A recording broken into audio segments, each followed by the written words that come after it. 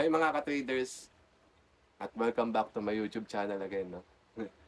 For today's video guys, gusto ko lang naman i-update kung may napapala nga ba talaga ako sa pagtitrade ko sa Forex sa ngayong taon, diba? Kasi yung simula lang naman ako ngayong year na mag-YouTube at sabi ko nga, ginagawa ko to kasi gusto kong malaman, gusto kong makita kung meron nga ba talagang improvement sa pamumuhay ko sa pamamagitan ng Forex. So bago natin yan simulan, gusto ko muna pala magpakilala. Ako nga pala si Jay at isa akong traders na nangangarap umasenso ang buhay sa pamamagitan ng pagtitrade sa Forex.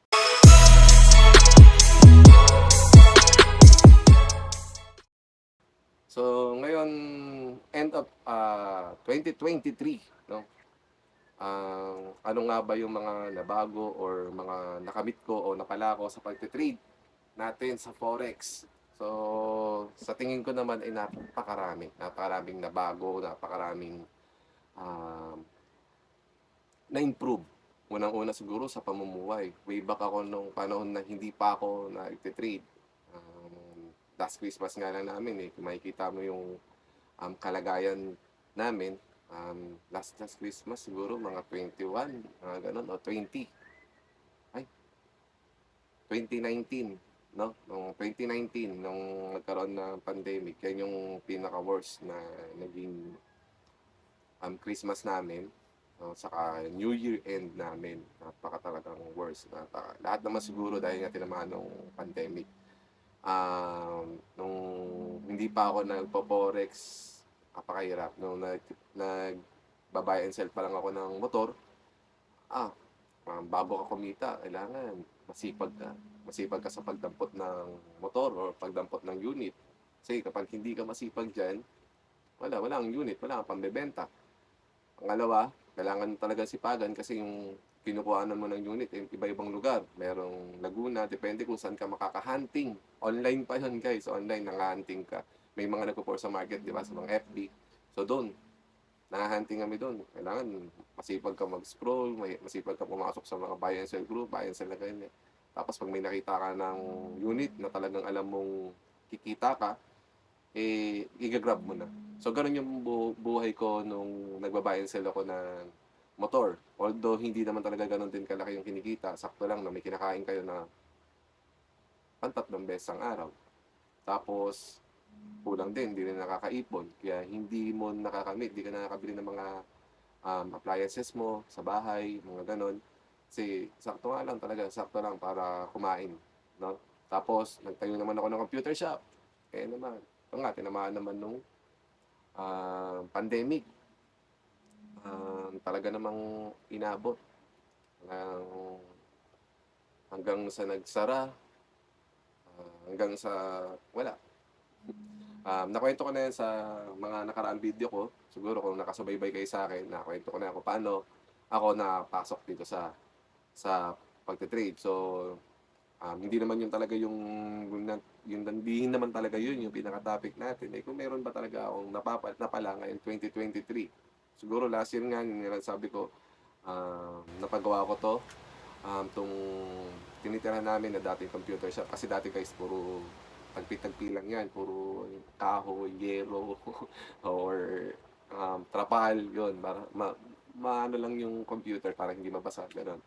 Tapos, nung nag-decide na kami na isara, na mawala, yun, ginawa na namin bahay. Siguro next year, kung papala rin, baka, no, baka, hindi pala papala rin, talaga nakaset up na next year, paparenovate ng konti para medyo lumuwag, tapos lalagyan ng kung ano, no. Basta magtuloy-tuloy lang yung, siguro yung init, o tag-init, ano na tayo yan, mapapagawa na natin ulit. Tapos, kung may nabago ba? Siguro malaki talaga, malaki. Ngayon, kahit paano, meron kaming napamimili, meron kaming napapag-grocery.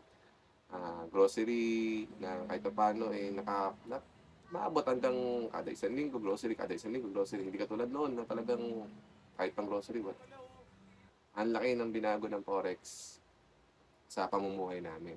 Sa pamumuhay ko, sa pamilya ko. Ngayong Pasko, pera biro, napagastos ako 50 mil. pero parang hindi mo siya ininda, parang ano yun, parang wala lang. Kasi dati bago ka makagastos ng ganyan, talagang pag-iisipan, hindi na pag-iisipan, hindi ka mapapagastos ng gano'ng kalaki. Ngayon, grocery ni misis, grocery ng bata, iba ang magkaiba sila. Yung shopping ng bata tsaka ng baby ko, magkaiba eh. Doon pa lang, aray ka na, meron ka pa. Siyempre, hindi mo pwedeng hindi bigyan yung sarili mo ng rewards, di ba? Siyempre, andyan yung bibili ka rin sa sarili mo. Andyan pa yung parents ko, siyempre, yung Pasko, naghanda ka, nagbigay ka ng pamasko para sa parents mo, hindi ko na yan binibidyo kasi hindi naman na kailangan videohan yan. For me, hindi naman kasi, ano yan obligasyon yan obligasyon yan bilang isang anak. Ano pa ba? Malaki, sobrang laki talaga ng binago. At meron pa pala, nakabili na ako ng service ko. Ayan, hindi ko na rin bibidyohan, siyempre. Uh, Pang family service, nakakuha na rin naman tayo. Binanggit ko yan sa isa sa mga ano ko na kukuha talaga ako ng service namin ng aming pamilya. Hindi na tayo pa single-single ngayon, maiwasan ng aksidente.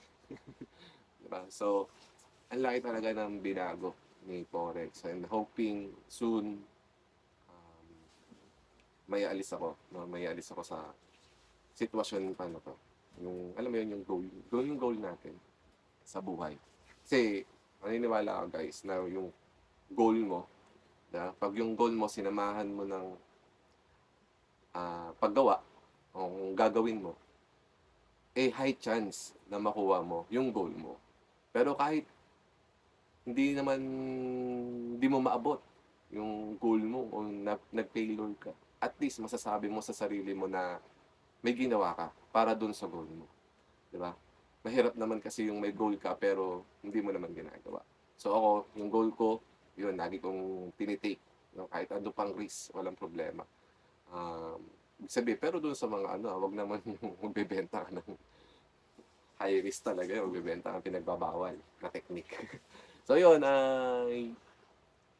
yun nga, yung pag may goal ka, lagi mong gawin. Diba? Kung ipangarap lang, kung yung puro salita lang. So, maganda kung meron kang goal na ganun, gawin mo. For example, gusto mo magtayo ng milk tea, gusto mo magtayo ng computer shop, gawin mo. Diba? Hindi mo kasi malalaman kung saan ka magiging okay at saka kung saan ka hindi magiging okay. So, laging always take the risk lang. Siyempre, sa akin, yun yung paniniwala ko. Laging may risk. Kasi kahit naman yung mga nag-a-apply ng trabaho, may risk din yan. Paano pag hindi natanggap, diba? Nagsayang ng pamasahe, nagsayang ng resume, nagsayang ng kung ano-anong effort. Diba? Pag hindi natanggap. So, lahat naman talaga tayo dito may risk. Lahat tayo may risk na ginagawa para ma-achieve natin yung mga goal natin sa buhay.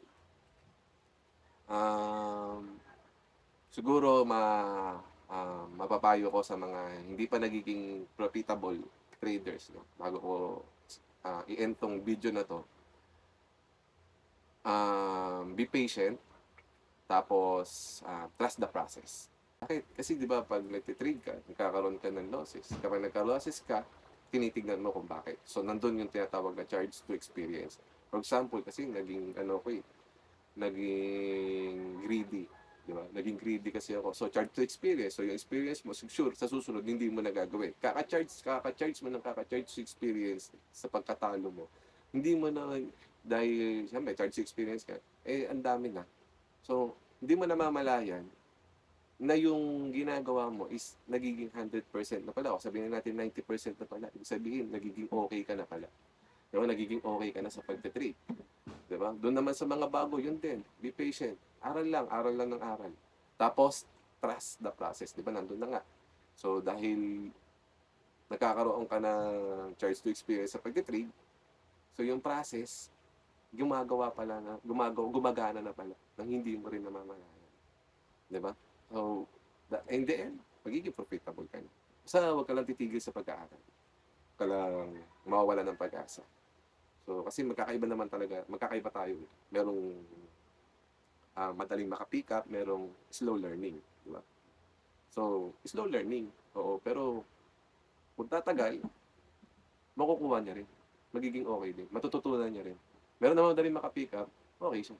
Naging okay siya. So, hindi naman lahat. Hindi magkakaiba tayo ng utak. Diba? Magkakaiba tayo ng utak. So, yun. sa mga bago at saka hindi pa nagiging profitable, easy lang, kalma lang, relax lang, 'no. Darating at darating 'yan, 'no. Basta tuloy-tuloy lang 'yung pag-aaral. Laging sasamahan natin siyempre ng pagsusunog ng kilay. Ayun na nga 'yan, eh, pag-aaral tsaka pagsusunog. Ang gulo mo ka-traders, eh. So, sa lahat ng mga ka-traders ko diyan na hindi profitable, hindi ako naniniwala, soon magiging profitable ka. Sure 'yan, basta huwag mong tigilan, huwag mong tigilan mag-aral. Yun lang. So, wala akong mapapayo kasi hindi pa naman ako gano'n, ah, kaganda o hindi pa naman talaga ako yung isang successful na trader. Siyempre iba yun, eh, iba yun. Iba yun sa mga traders na talagang nakikita mo limpak-limpak ng pera, may sariling bahay na malalaki, 'di ba? Iba yun. Wala pa tayo dun. O kaya wala akong mapapayo. O siguro may mapapayo ko para sa sarili ko, galingan ko pa, gano'n lang. 'Di ba, galingan ko pa sa pagte-trade, continuous to learning, huwag kang titigil o huwag kang hihinto na mag-aral tungkol sa forex. Yun, kasi basta yun yung alam ko, eh. Basta ako habang nabubuhay, habang binibigyan ng Diyos ng taon, taon-taon ng buhay, eh, taon-taon din akong natututo. May bago akong matututunan hanggang sa susunod na taon, may babago ka na namang matututunan. Ayun nga yung sinasabi ko, na continuous learning lang tayo habang nabubuhay. Hindi puwedeng, "Eh, okey na ako dito, okey na." At continuous lang. Ayun guys, muli mula sa akin hanggang sa pamilya ko, Merry Christmas and Happy New Year. Sana salubungin natin yung bagong taon ng safe at sana sa susunod na taon, eh, nandun na tayo sa pagiging successful. Lahat tayo guys magiging successful. Tiwala lang. Thank you.